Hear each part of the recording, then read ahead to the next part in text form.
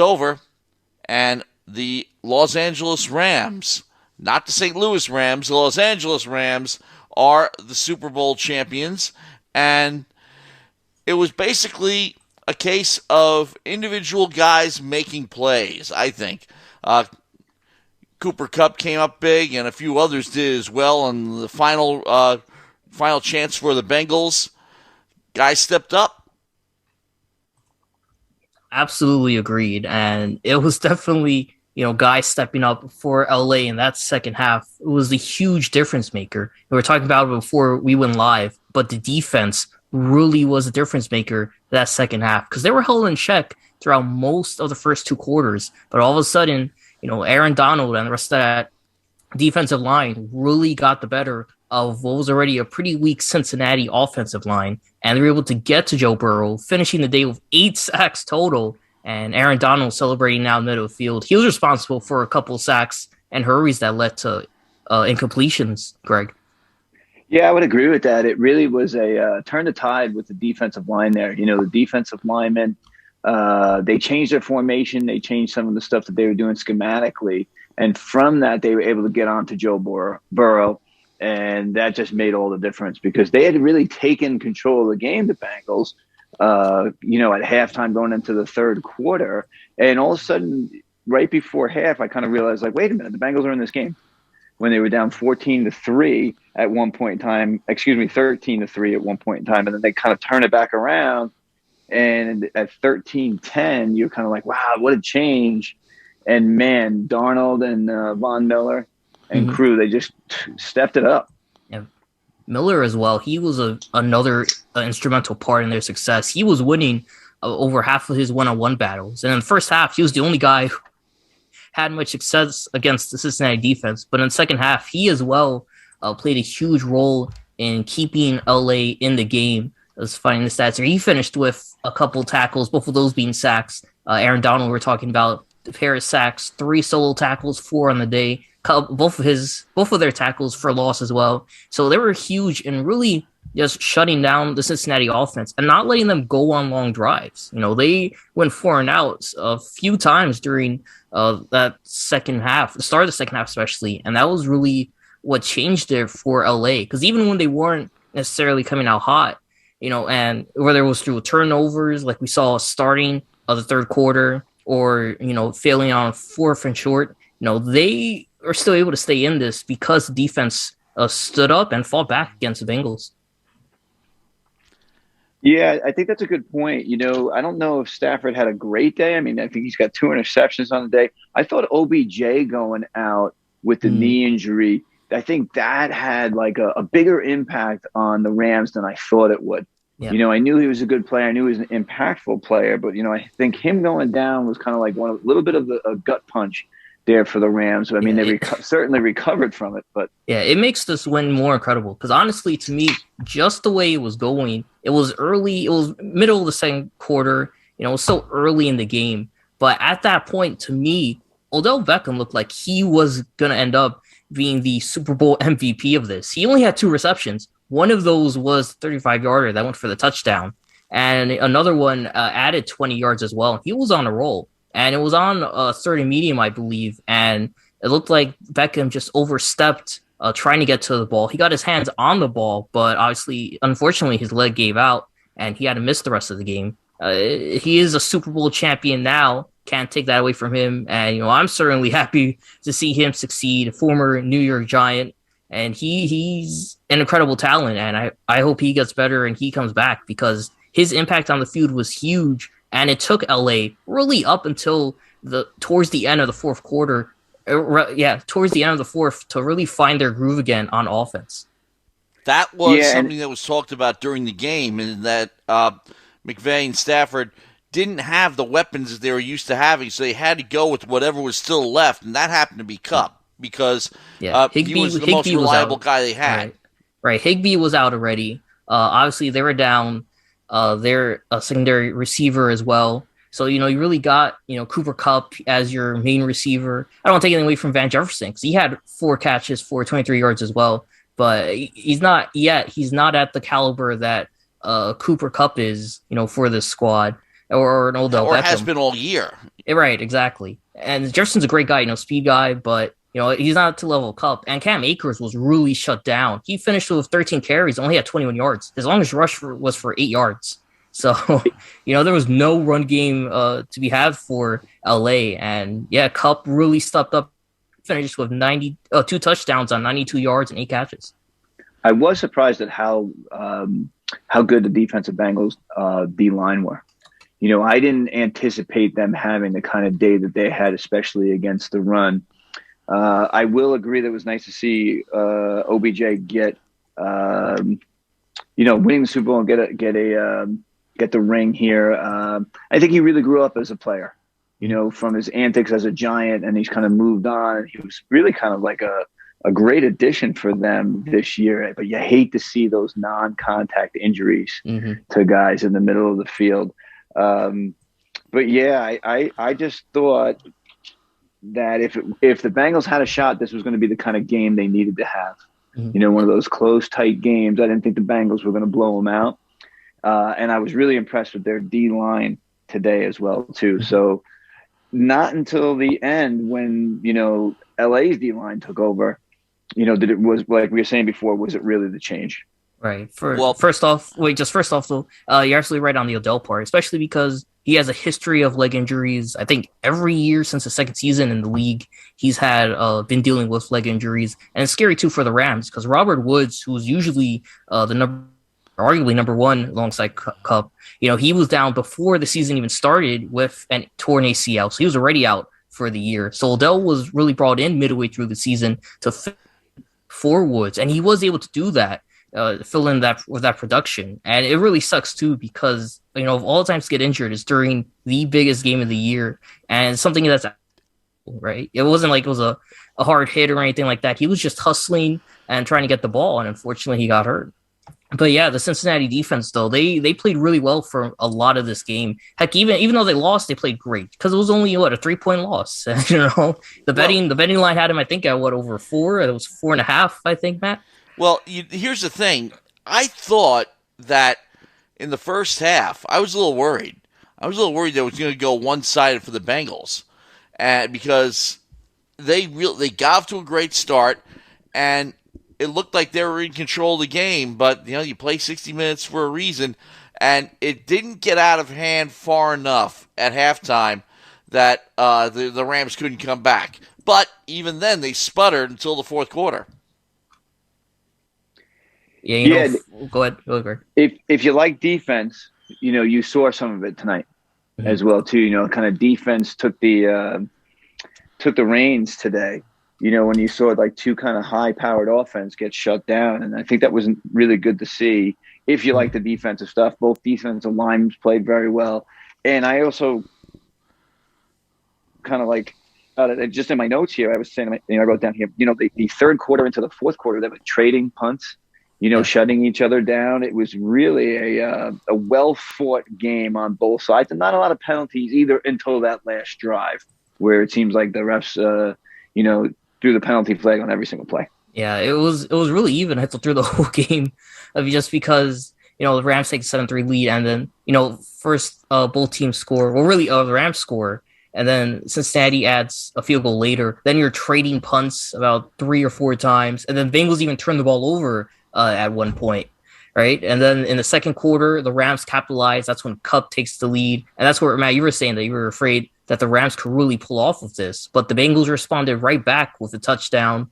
I believe that was the trick play where Joe Burrow pitched it to Joe Mixon, and he ended up throwing it to the end zone, finding T. Higgins there to keep him in the game. Bengals only yeah, go ahead.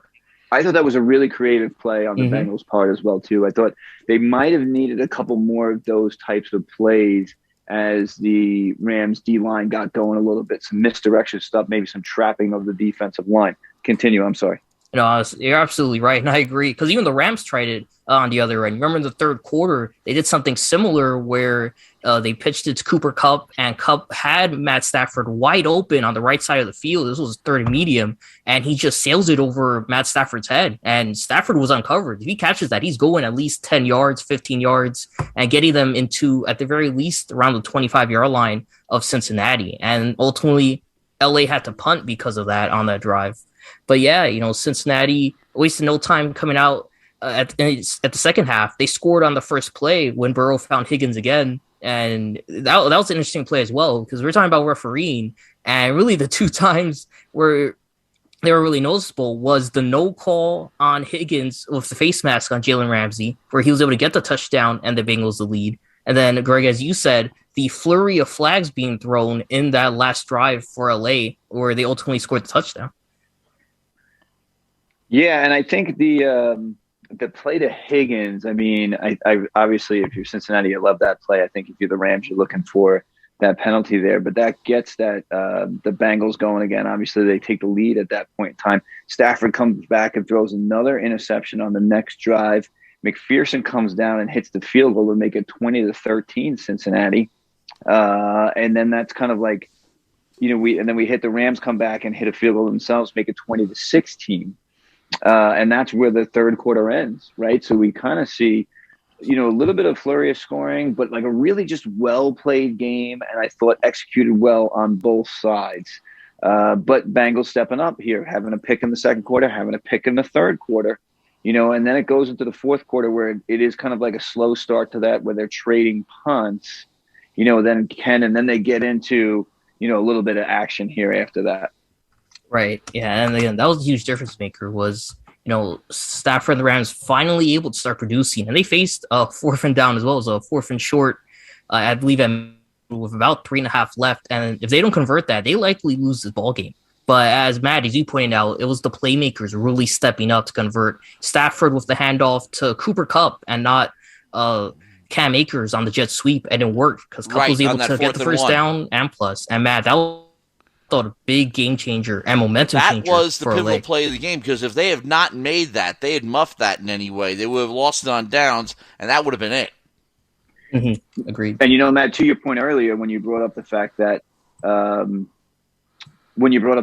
they had to get Kupp the ball, that was a smart move on that point in time. Let's get our best player the ball and see what he can do. We need him now, and he made a play, right? And that keeps the drive going and gets them to that end of the ball game, Ken, where they've got like these flurry of plays basically inside the 20-yard line. Yeah, and ultimately worked out. And it helps too when you got a guy like Matt Stafford under center. And just comparing how the Rams looked this time against how they looked in the Patriots. I know it's different defenses, different personnel for the most part, but Stafford, man, he looked like he belonged here. And this is a guy who has 36 career comeback victories, which is the most for any player since he entered the league back in 08, 09 to be specific. So, this guy has clutch written all over him. And he struggled a lot starting off the game, obviously, during that first half. And really that third quarter as well, because they couldn't get a touchdown in that third. That was when he looked his worst, honestly. But still able to shake it off for 26 completions on 40 attempts, 283 yards, obviously a pair of interceptions, but the 3 touchdowns override it, including that game winner, which ultimately, as we said, was difference maker and make the LA Rams Super Bowl champs. Yeah, so they get the ball inside the 10, I believe, at this point in time. They go, Stafford throws a pass to misses a wide open receiver in the end zone. Mm-hmm. And you start thinking to yourself, wow, boy, this didn't look good for Stafford. And he'd been battling, the ankle and some injuries there for sure. And that's who he is as a player. Then they try to hit a short pass that's incomplete as well, too. And then this was a controversial play. This was the first penalty play that I thought was a little controversial. They get, I believe it was a Kupp in a one-on-one matchup with the inside linebacker Wilson.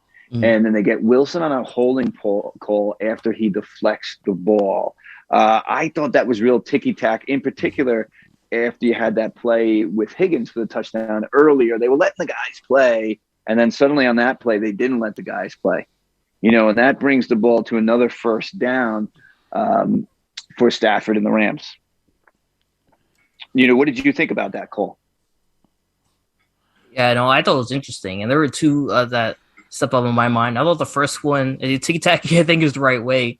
But with the referees, I thought missing that call and hearing it from the LA home-based crowd following, that missed touchdown when Higgins did the face mask on Ramsey, I felt like this was the makeup call for that, where they're like, we're going to wait for a big opportunity to give it back to them because there was slight contact, but not enough to where even in a normal game, normal play, they're gonna call a foul on the defender just putting his hand on the side of a receiver. There was a second one later that I thought was ultimately the right call, but the Rams may not have had that opportunity if it wasn't for the referees.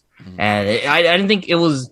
I thought sure it makes things even, but at the same time, you're at the biggest stage, and your referees are still incompetent to that point. That's a big problem that I really hope the league addresses, to where instead of awarding referees based on tenure, they and the referees commission really start to look into referees who have good records, clean records. There's a lot of statistics and data out there now tracking even referees and how many calls they do or don't miss. And, although they didn't play much of a factor in this game, the times they did step up obviously were difference makers because it really added a touchdown for both squads. Yeah, and then it goes to the next play now. So Stafford hits Kupp in the end zone, but they have a double penalty and redo the first down over again. So they get the holding call on the play before, then Stafford hits, I believe, Kupp in the end zone, double penalty, no play. The next down, which is first down again, isn't past the Kupp. But the ball gets put on the goal line at that point in time. There was another penalty. Yeah, that was pass interference on Woozy, and those were right. But yeah, that was a good call right there. Yeah. I thought. I agree. Yeah, but I think at the same time too, we saw the Bengals defense breaking down there, and they just ran out of energy. Ran out of gas. I think they were at the end. They played. It's tough, for defense, and they were real good defense. But it's so tough, especially when you're inside the red zone against such a clutch quarterback like Stafford. And really, I felt this was when the Rams felt confident, in their players, in their play calling, really because they had no other choice. But now more so than ever, they got aggressive, and it worked. Yeah. Now, Matt, at that point in time, the next play, they go for a quarterback sneak. And I was going to wonder right there, because you got the ball on the goal line, essentially, 1 yard out.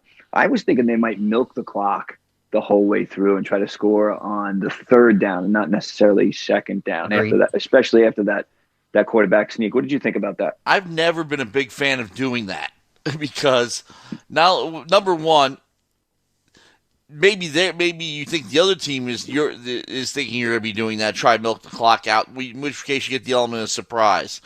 But when the points are there, take them and don't delay. I mean, because if you blow two chances and you miss on the third, then you're on fourth down. What are you going to do?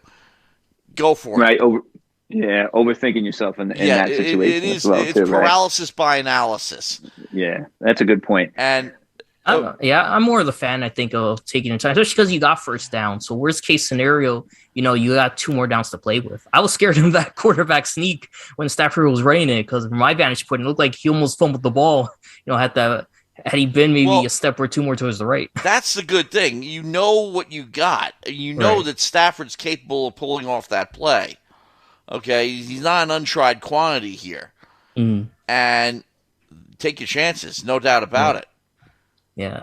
I think there too, just with how Cincinnati was rolling through the first three quarters on offense, giving them 125, I thought was really scary. I get flashbacks to that Super Bowl with the Giants and the Patriots, where you remember Ahmad Bradshaw, the Patriots give him the lane wide open, and he's running down. He's like, oh, shoot, I'm supposed to milk the clock. So he tries to spin around, he ends up scoring a touchdown on his butt.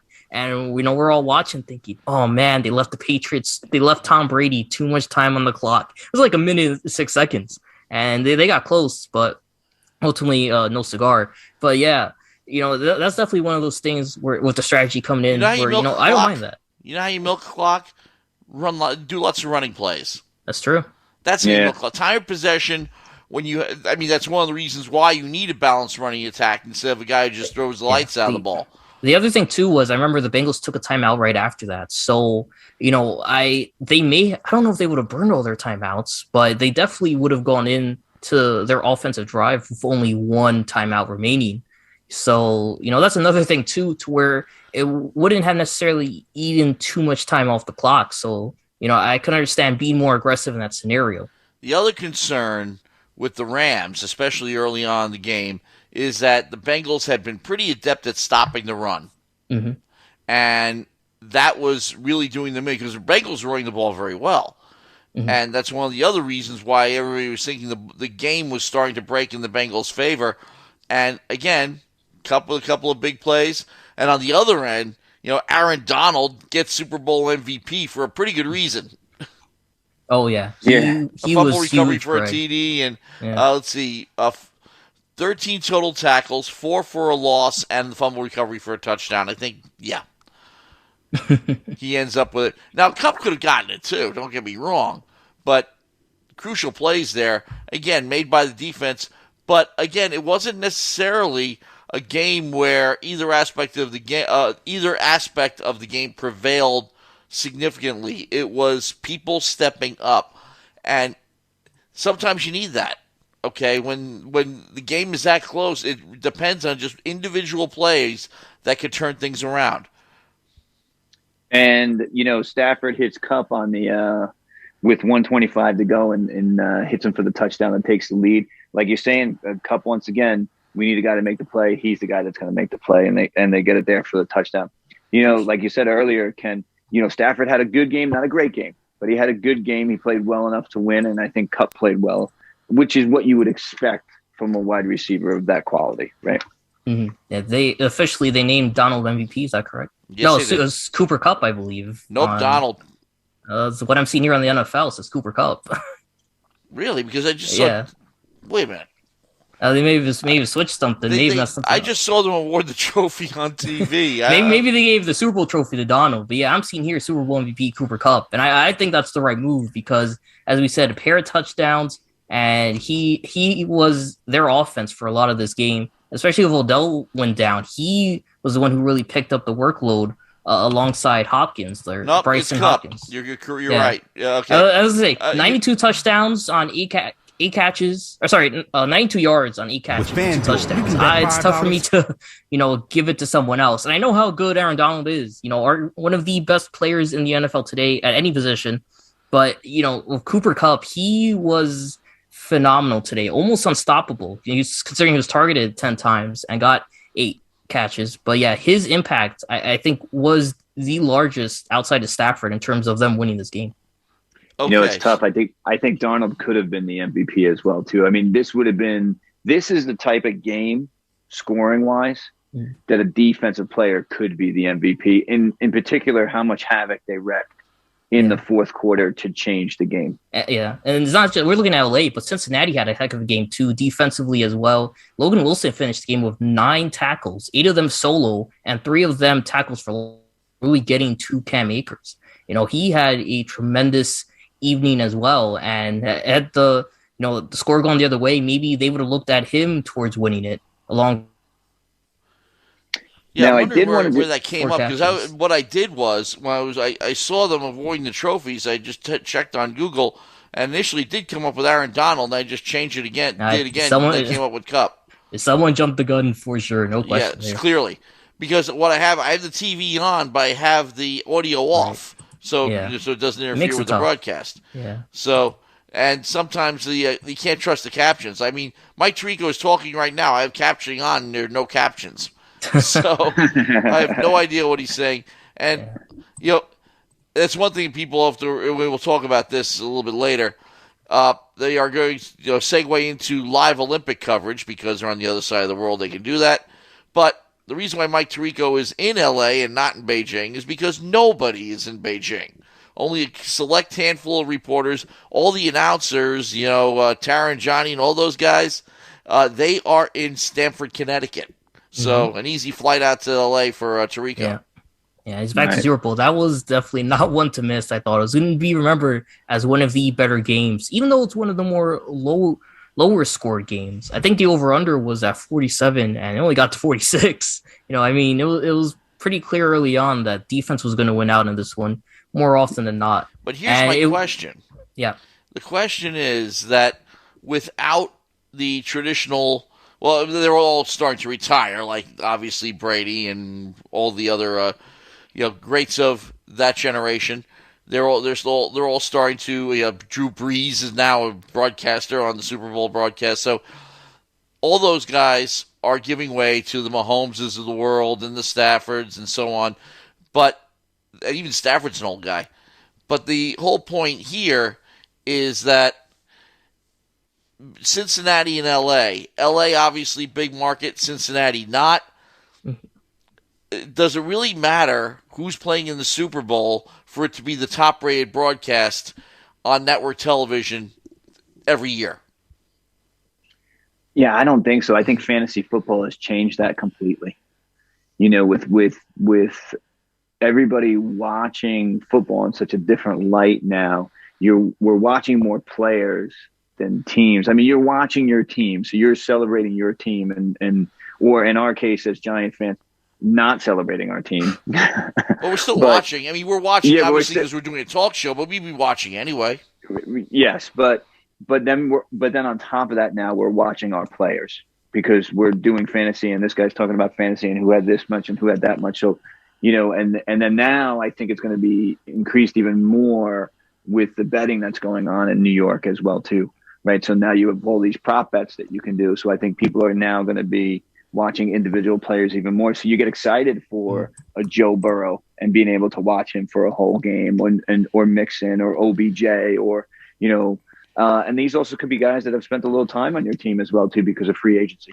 Like right, we're gonna have Jake Myron in a minute too. He's gonna talk about the betting side of the Super Bowl. Share his opinions Jake as well. Good.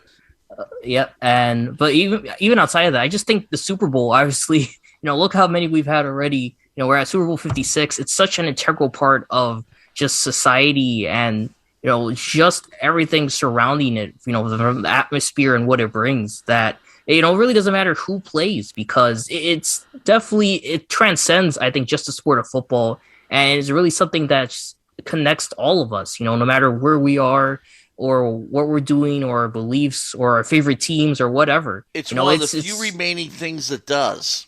Yeah, exactly. And when you think about it, I mean, Greg, you go far back enough. I mean, I'm a little bit older than you, but not much. But speaking of which, we'll get into Michelle Tafoya retiring from sideline reporting. She's the same age as me, but so that I'm not happy on that alone. But the whole point is that when we had before the days before cable, and even when we had cable, you know, the various channels didn't get a lot of audience. The network still ruled.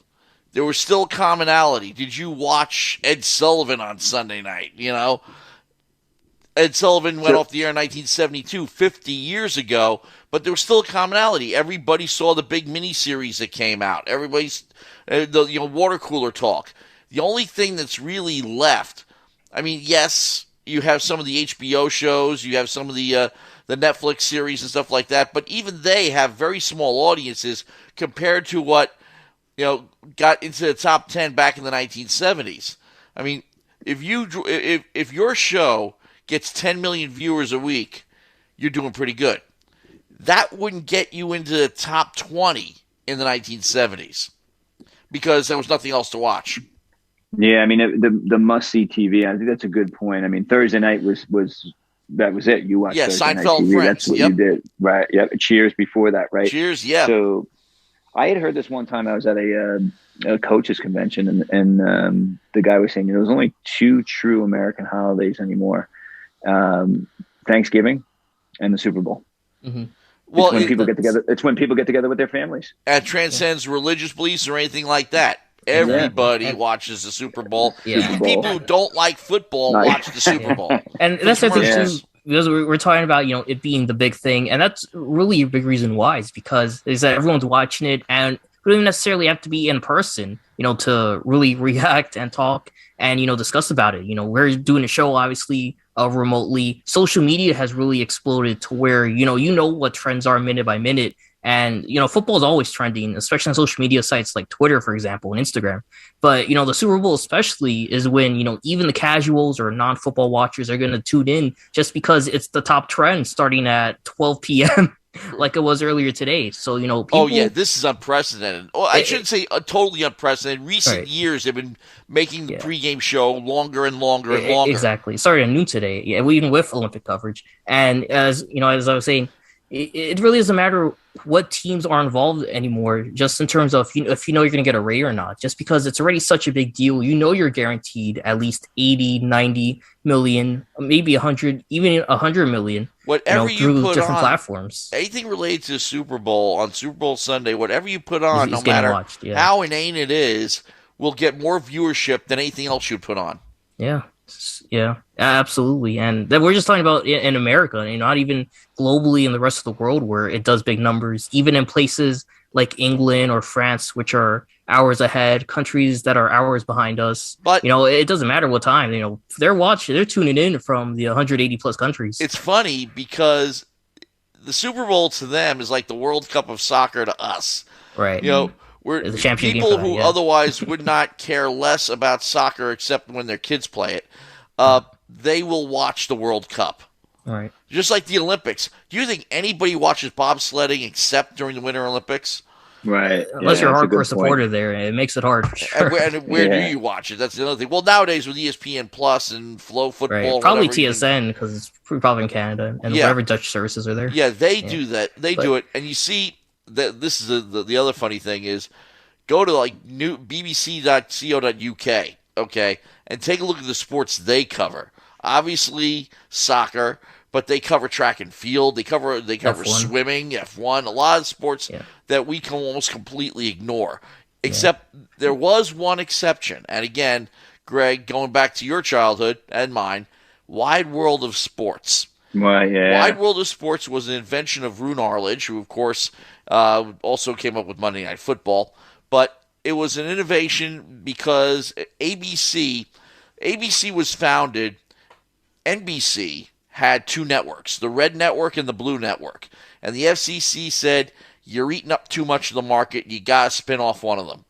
So the Blue Network got spun off and became ABC. That was right after World War II. In the 1950s, ABC was just starting out, and by the early 60s, they had no major league sports, no MLB. NBC had Game of the Week, CBS and CBS had NFL, NBC had AFL, and whatever NBA was not really that big of a commodity at the time. I do believe CBS had it, but in any case, the whole point was that ABC had to have something. So what they did was they did what ESPN did a second time around. They took odd events and basically featured them, like the New York State Firemen's Competition. That made Wide World of Sports. But the great thing about it was that they had a lot of Olympic events and the trials for them and the World Championships and the off-year stuff. So when the Olympics came around, you knew who was big in track and field, who was big in bobsledding, who was big in figure skating. You knew who all these people were before the Olympics even began, thanks to Wide World of Sports. There's nothing like that anymore. ESPN doesn't do anything like that anymore. They don't package it like that anymore. And maybe it's just me, but that's what my thinking was, that, I knew who was on the Olympic team when I was 7 years old better than I do not know now. Yeah, and I also think the one of the major changes with that, though, is we've seen just a jump in the popularity of college sports on television.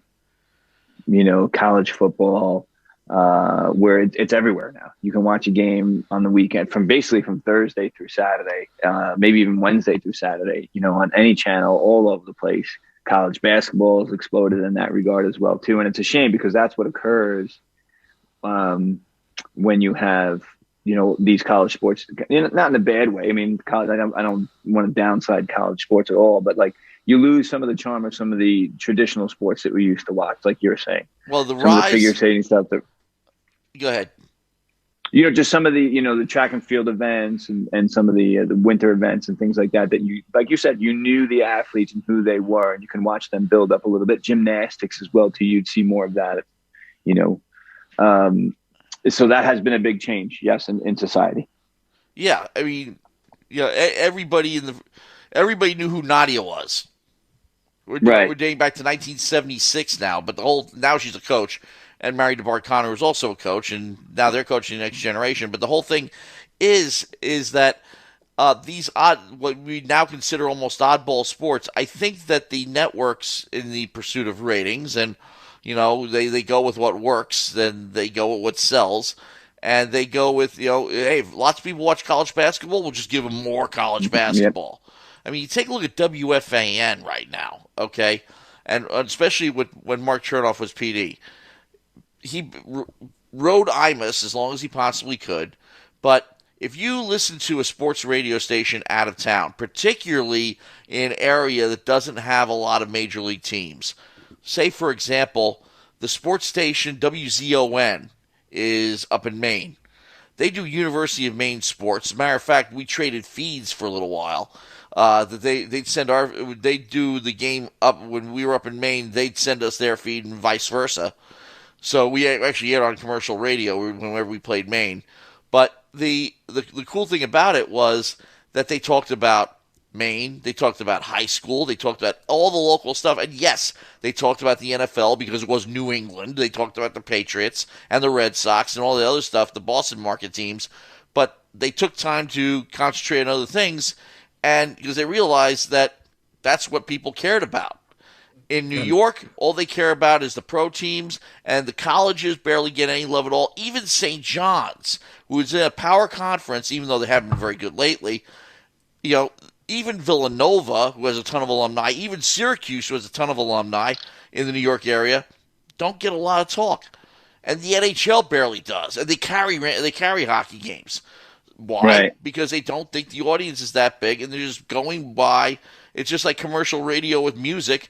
It's like, they're just going by what they think sells. And nobody's ever taken a chance on it because the best time to take a chance on it with WFAN was when Imus was there, because nobody listened to the station except when Imus was on anyway. So try it. See what you got out there. Yeah, but Chernoff never took any chances. He was too conservative. Yeah, and focusing on the football aspect of that, especially the college football aspect, you think we're going to see a rise in that even more just because, we're starting to look now more towards the future of it and seeing the storylines that emerge from the college game into the pros. And it's something that was always been there. But I think now more so than ever, it's really starting to impact, what we see. This game alone, for example, there's a lot of storylines, coming in from the college game to the Super Bowl. The big one is obviously Jamar Chase and Joe Burrow. The two of them, were teammates back at LSU. And for entering this season, a lot of talk was on Cincinnati and discussion on, they'll use their draft pick on an offensive lineman because they really need offensive linemen.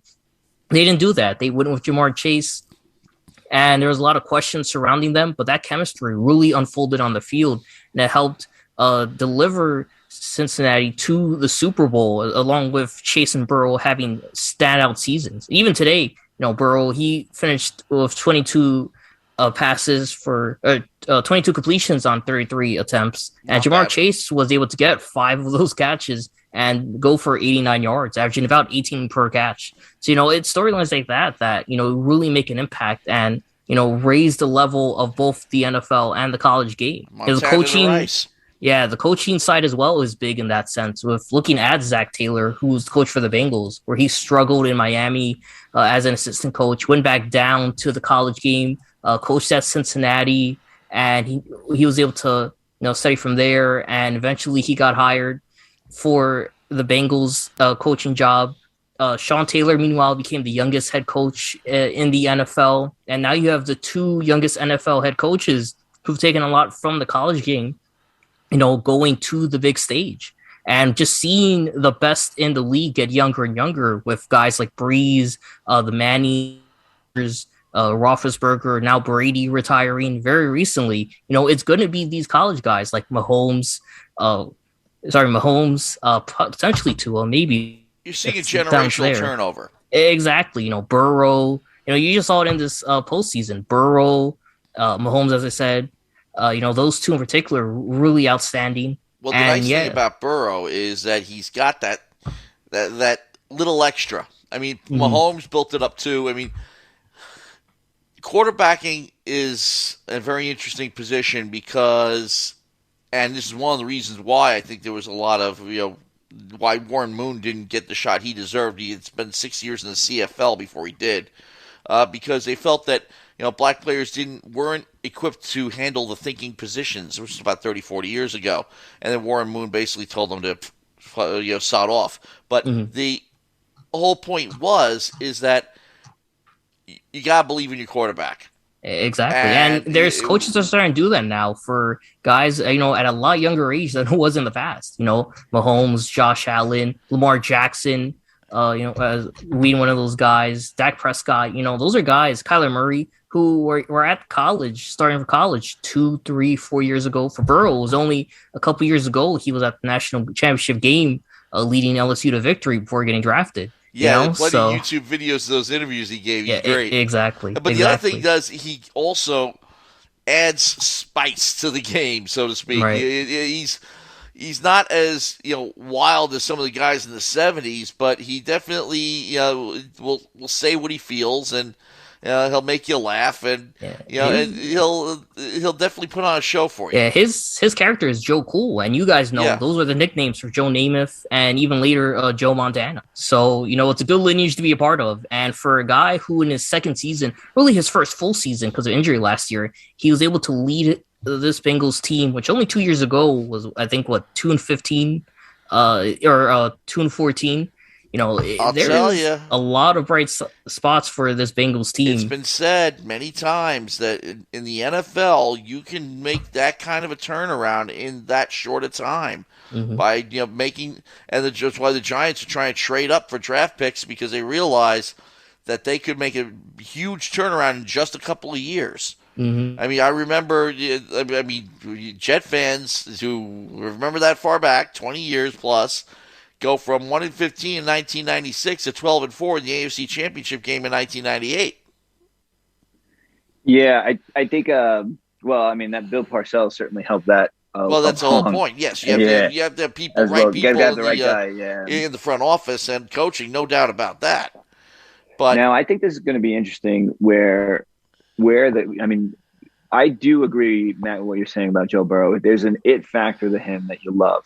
Right. There's just something that he brings to the table when you speak to him. There's an authenticity to him. He loves playing football, and he's got almost like a childhood enthusiasm about it, But I actually think, and this is a question for you guys, I think Stafford might retire after this. I mean, what do you guys think? I mean, and you talk about that changing of the guard, Matt, still. Right, where he's another guy. He's played for a long time. He's at Detroit for 12 years, 13 years. How many years you want to play? Ken, what do you think? Yeah, right. It's interesting for sure. I feel like we're going to see some big names on that Rams team retire. To me, I don't feel like it's going to be Stafford. I feel like he's going to want to run it back. As you were saying, 13 years on a lackluster Detroit franchise. God bless them, but let's be real now. Come on. And you look at Stafford and immediately helps the Rams get to the Super Bowl, stepping up when it matters, getting them that Super Bowl championship, being a big factor, as I said, outside of Kupp and even Donald, he's their third most important player in today's game. And, to me, I feel like back to see if he could do it back to back, because this is a guy, again, of a lot. I think there's a lot of anticipation seeing him in the postseason and seeing him in the postseason for real, where you have a team that's confident is going to go far, a team that went all in, this past season to get this far. I feel like he's going to want another run at it to see if he could try to repeat that. I agree, because this is something that I've shared this before, that I ran across an article a few years back, and it was one of the anniversaries of the Bears, the Bears, the 85 Bears, Super Bowl 20 Bears, that was a very special team. They ran an innovative defense, and they won a Super Bowl in dominant fashion, stomped all over everybody, and then nothing else. And there were a few guys, there were basically some interview questions that were asked of various members of that team, and I forget who said it. It might have been Mike Singletary, I'm not sure. But he said, the thing that bothers us most is that we didn't do it again. Because you're nothing. You're just a flash in the pan unless you do it again. That means you're for real. That proves you're among the greats. He said, he referred to Jimmy Johnson's Dallas Cowboys. You call them a bunch of criminals down there. They got it done. I mean, the LT's Giants, they got it done. Okay? And you can run down the list of teams that did it twice. Did it more. Roethlisberger got it done. Okay? But, and he said, we're a bunch of punks because we didn't get it done. Because we never got back there. And never even got close to getting back there. Because remember, the Giants won the following year. Exactly. Yeah. And the storylines are going to be interesting, especially in terms of retirements, because, this Rams team, they really weren't built up until the middle part of the season, getting guys like Eric Weddle, who started off the year retired, getting him on the roster. And he stepped up through the regular season and really the postseason. Is he going to retire after this year now that he got a ring? Andrew Whitworth, about an hour ago, officially announced on the NBC broadcast that he will retire at the end of this season. He was a longtime Bengal, finally got a championship on the Rams team. So now they're down a big He's only the third lineman. guy over 40 to win a Super Bowl. Exactly. Yeah, so they're Brady down a big being the other. piece on that offensive line entering. There are rumors that Aaron Donald could retire, or even Sean McVay could step down after winning this championship. Why would Only Sean rumors. McVay do it? He's only 36. Well, that's why, he won a championship this early. What more do you want to do it for? But he's denied those rumors. I don't believe it. They're just rumors that are out there. But yeah, the storylines on that side is going to be real interesting. When you're that good that fast, that means your ticket's punched and they're less likely to fire you. I mean, Chuck Noll, look at him. He won 4 Super Bowls, but he spent the last, 10 or 15 years of his coaching career doing next to nothing. Because in Pittsburgh, he was God. He was going to leave on his own terms. So I'm not saying that doesn't happen. Super Bowl championship coaches do get fired. But Tom Coughlin. But in any case, the whole point is that it buys you time, but it also buys you jobs. I mean, there was a fellow named F. Murray Abraham. He won an Oscar for Best Supporting Actor in the movie Amadeus. And the only reason he comes to mind is because he said, winning this guarantees I'm going to work until I retire. Which means if you win an Oscar, I mean, you may be doing Super Bowl commercials or something like that. It doesn't matter. But if you have an Oscar, you will be looked at. You will get jobs. And when you win a Super Bowl, you're going to get work. You're going to either stay where you are longer than expected, or somebody else is going to grab you or something like that. But you're going to work as a coach because you won a Super Bowl. Yeah, it's interesting to see it for a guy that age as well, too, because he didn't just win a Super Bowl. He's been to 2 Super Bowls.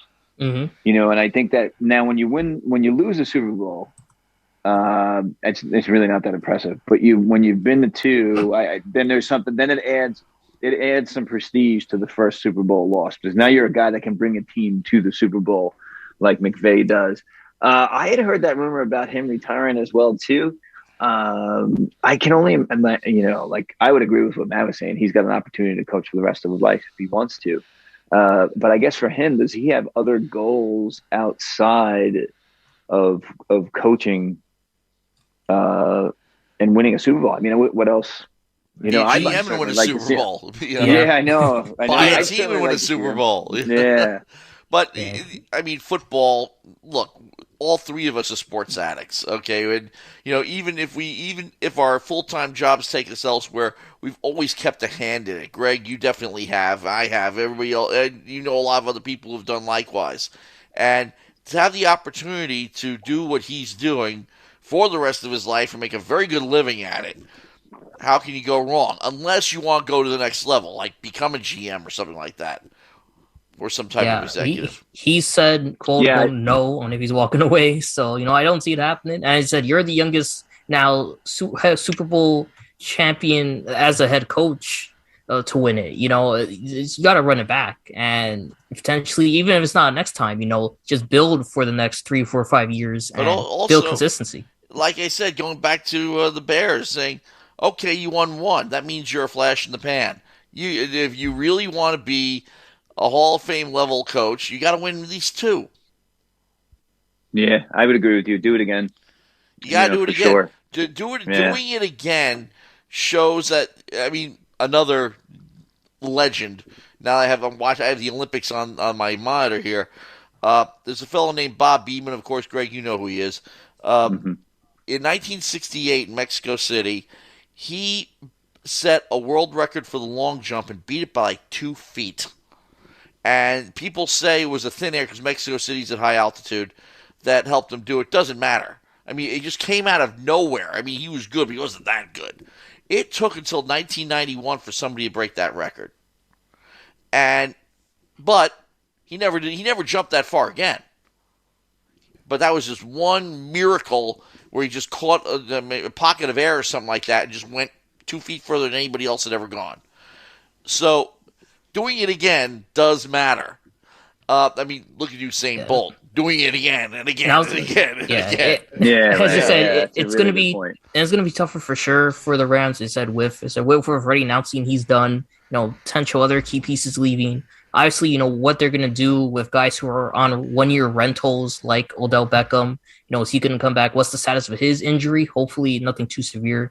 But there's a team that still has a lot outside of it with guys like Cam Akers and Darrell Henderson Jr. at the running back position. Matt Stafford as well at the quarterback position. Cooper Kupp, of course. He had 21 games played this season, finished with 2,425 yards, 22 touchdowns, most catches in a single postseason with 33, and Super Bowl MVP performance. So this is a guy who's at his peak, and I think he could do even better.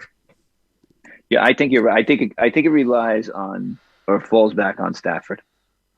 If he stays, I think you can keep the nucleus together, right? You can keep everybody else together because he gives you the option. He's now a Super Bowl winning quarterback. Everybody's loved his arm talent since he's been in the league. They've loved his toughness since he's been in the league, especially, like you said, playing for Detroit. That continues to give them legitimacy. If he goes, then I think some other guys that are kind of like, well, maybe I'm in, maybe I'm not in. Let's see what, and listen, let's be honest, for some guys that are free agents, can I get money elsewhere? Well, here's another thing, too. Okay, he got an opportunity that Archie Manning never got. Archie Manning was a perfect example of good quarterback on a bad team. But out of loyalty, he stayed there. And they didn't have free agency back then either. But even Stafford said, I had trouble detaching myself from Detroit until my wife said, it's okay. Everybody is rooting for you, even in Detroit. If you have a chance to win it all, go. We're going nowhere here. So, because they just did a feature in the pregame. I was watching it. And and of course, a very interesting story that his wife had been operated on for a brain tumor a couple of years before. So she recovered, and it's a great story overall. And you'll be hearing a lot more of it over the next few days. But there are some attachments there. I mean, you have guys who, one guy in particular, the guy who's retiring, played on the Bengals for his first 10 years of his career, and then goes to the Rams and beats them. So, but he said he had this very strong attachment to the Bengal franchise because that's where he got his start and that's where he made his name. It's the part of sports that we forget about with the athletes. Is there's so much else going on in their life, right? With Stafford and his wife and in Detroit, this is where they survived in Detroit with his wife. This is where she beat it. Yeah. This is where my kids go to school. This is where, this is the house. This is a neighborhood that I grow up, that I'm now in my niche. We almost kind of feel like it's like not a big deal for players when they get traded or have to move. But what do you mean adjustment? It's basketball. Go play basketball. Or if it's football, go play football. No, it's a big adjustment for these guys. You're uprooting their life. Could you imagine uprooting your life and transfer and then telling these guys, well, be happy about it, perform, let's go. It's difficult to do that. Now in football, it's a little different because you don't see many trades the way that you used to in football. So really when you're starting to see, like we will hopefully maybe get to it with the Nets and the basketball trade, but you don't see that as much with football, the mid-season trades. Right. It's usually free, but it's usually free agency. And so draft picks now. Yeah. Right. So you have guys that can kind of like assimilate into the culture and then move on, and then get going from there. But it's a huge adjustment. Well, especially in football, when you switch teams, whether it's over the off season or in season, there's a lot to learn. You got to learn their playbook. You got to learn the way they do things. And, you're the newcomer. So you're going to have to learn a system. And that's why trades in season in football are so extremely rare. When they want somebody, they want that person ready to go on the first day of training camp. They don't want the guy to come in a week before the season starts. Right, and have to learn the playbook. Exactly. And figure out what's going on. Yeah. Yeah. So I just think great Super Bowl from head to toe. I thought a little piece of me thought that maybe Joe Burrow could manufacture something, with 125 and 2 timeouts left. Someday he will. Yeah, I think you're right, and I do. But once again, I think you just saw the D line, take control when they needed to for the Rams, and then they get that, not a sack, but really kind of a sack when he throws the ball away before he does get sacked on that 4th down and complete. Well, he was basically that was beyond a Hail Mary. He just flipped the ball and hoped. Well, first of all, you're gonna lose on downs anyway, so if it gets intercepted, who cares? As a matter of fact, they're further back if they do. But if he just threw it up in the air and just please somebody catch this, because it would have been first down if somebody had. Mm-hmm. So. We were talking about on the Rams side, but again, you gotta tip your hat to the Bengals. Really, not just for the game, but for the season they had. I mean, again, this team had no expectations. Not even to get this far in the Super Bowl, just getting to the playoffs. With how bad they performed the past few seasons, and a guy in Zach Taylor too, who he even admitted if he was on any other franchise, he probably would have been let go during the prior offseason. But the Brown family there gave him another chance, and he delivered, as well as the rest of the team, really stepping up. And a lot of young guys with chips on their shoulders proved that, they belong and they were legit. Guys, as I said, Joe Burrow, Jamar Chase, Joe Mixon, T. Higgins, Tyler Boyd, Logan Wilson, Von Bell, etc. They proved they belonged and really stepped up and gave everyone a huge shock and made, I think, this journey even more entertaining, because they were in it and they were on top, I think, for most of this game, especially in the middle parts of the contest. It was really LA that controlled it at the very beginning and the very end. They have a golden opportunity here to do not necessarily what the Patriots did. Nobody expects them to win 6 championships. Right. But what it does, they do have a golden opportunity to remake the Bengal franchise in a way the Jet fans have been pining for decades. Because the Bengals were as dysfunctional as the Jets for a long time. They had that flash in the pan. The Bungles for a reason. Yeah, they call them the Bungles for a very good reason, because they were perennially awful. I mean, it's not like the Cowboys where they're good and fall short. They just weren't in it. And now they have an opportunity to become a force. You got to get through us if you're going to do anything. And we have to get through other people too. But they're going to become a perennial good team in the NFL. And they have a core to do it. They have a young core to do it. And if they play their cards right and don't trade people away or make stupid moves, they can do it. Which is tough. Change the culture. The team we're talking about. But they have a core that can change the culture of their franchise for the long term. No, I agree. And really, we know what needs to be fixed. It's the offensive line, because it's the same situation that they were in last year. Offensive line. Oh, yeah. But this team, especially, with, they looked good last week, but, obviously against Tennessee, giving up 9 sacks. This game, they gave up 7 officially. Yeah, that's another thing. Your quarterback's not going to be 24 forever. Right. And honestly, we've seen teams be able to go all the way with the Super Bowl, like we saw Eli Manning do it a couple times with, offensive lines which really weren't the best, but it's a lot. I think what happens to the Bengals now, and this is their off-season window to make it happen, is they now become a desirable landing place for players. They can get guys, and because Burrow is young and Mixon is young, they have guys that are young that are not getting mega contracts here. Although Joe Burrow's getting a good, the rookie deal, but they can pay for some offensive linemen to get them. They have $6 million right now in cap space. That's a lot of good money to get a lot of good offensive linemen. Coming out of a Super Bowl with that much cap space? Yeah. Wow. Yeah, all their guys. Yeah, I would say all their stars are only a year or 2, maybe even 3 in for the most part. So making it while the sun shines, guys. Yeah. They do have a rough road, though, ahead of them. I'm going to be honest with you. I mean, I think the AFC might be more difficult than the NFC in this regard. If Tennessee Titans, Kansas City Chiefs, and the Ravens, they didn't have a good year, but don't want to count out Lamar Jackson.